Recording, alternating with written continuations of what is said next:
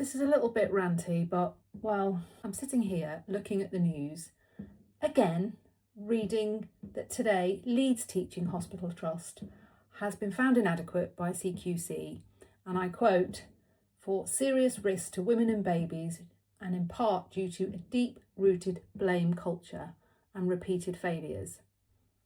Last year it was Nottingham University Hospital Trust. Prior to that, Shrewsbury and Telford Hospital Trust. This just keeps happening again and again. Different trust, same story. And it's the same pattern every time. Warnings get ignored, staff are afraid to speak up, families end up devastated, and everybody promises to have an inquiry and learn from it, and nothing changes.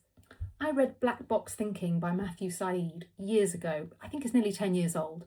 And that book went into this very thing, comparing NHS culture, blame, refusal to learn from mistakes, versus aviation, where they welcomed a culture of learning and have, by comparison, the safest record of any industry, as far as he claimed then.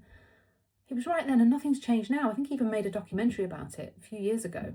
You know, people talk about the NHS having a funding problem, about having a staffing problem, and I'm not saying that none of that is true, it is. But fundamentally, we've got a culture problem, a blame culture that keeps fear running rife. I see it in the trust that I work in. You try and raise concerns where people could learn, and everybody gets defensive. And when you're defensive, you learn nothing. And the frustrating part is that in amongst this, there are some really good clinicians working really hard to do what they can for people.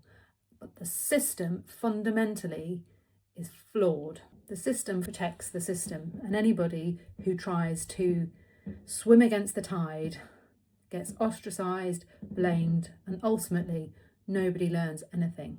We don't need another inquiry. What we need is to learn from the last one so that it's not the same story again next year, just with a different hospital trust in the headline.